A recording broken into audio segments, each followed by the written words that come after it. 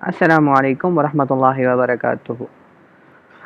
میں اپنے سب بہن بھائیوں کو بہت بہت مبارکباد دیتا ہوں کہ ہم لوگوں نے دوسری تختی کو اپنے اختتام پہ پہنچا دیا، اور آج ہم لوگ تیسری تختی پہ جا رہے ہیں۔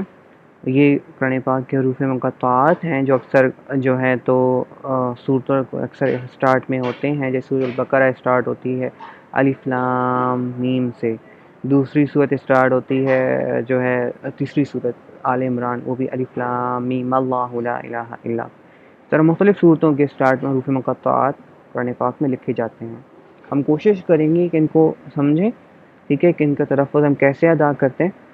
بیسیکلی دیکھو، آپ لوگوں کو نا حروف کی پہچان تو ہو گئی ہے۔ جیسے آپ یہ دیکھیں، اس میں کیا لکھا ہوا ہے، اگر آپ پڑھیں سمجھیں، سر میں نے کہا وہ کہا تھا کہ حروفوں کی پہچان، تو یا دیکھیں پہلا الف، دوسرا لام ہے، تیسرا میم ہے۔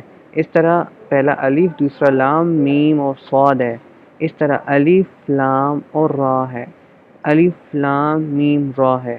تو اب جو ہے تو ہم لوگ اس کو اس طرح سمجھیں گے کہ درمیان میں مد، جتنی بھی مد ہیں ان کو لمبا کر کے پڑھیں ہم لوگ،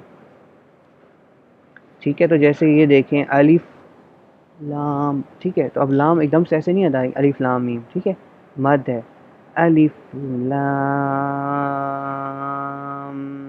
میم، لیکن پہلی لام پہ بھی مد ہے، دوسری میم پہ بھی مد ہے، ٹھیک ہے۔ تو یہ لمبی مدائیں ہیں، تو ان کو ہم اسی طرح ادا کرتے ہیں۔ آگے جا کے ہم مدات کو سمجھیں گے کہ کون سی مد بڑی ہوتی ہے، چھوٹی ہوتی ہے، لیکن ابھی کے لیے آپ لوگ اسی طرح ہی پڑھیں۔ جیسے جہاں پہ یہ مد ہے اس ورڈ کو لمبا کریں، لام کو ایک دم سے لام نہیں پڑھنا، لام، میم کو میم نہیں پڑھنا، اگر میم کے اوپر مد ہے تو کیا میم، ٹھیک ہے۔ تو الف لام میم، الف لام میم صاد، الف لام را، الف لام میم را۔ امید میں کرتا ہوں کہ آپ لوگوں کو سمجھ آ گیا ہوگا۔ اس سبق کو ہم یہاں پہ مطلب ہم کل سے انشاءاللہ زیادہ پڑھیں گے۔ کل کا سبق ہو سکتا ہے ہم ان سب ختم کر دیں، لیکن آج کے لیے اتنا ہی کافی ہے، کیونکہ شاید آپ کو ان کو حروف مقطعات کی پریکٹس کرنے میں وقت لگے۔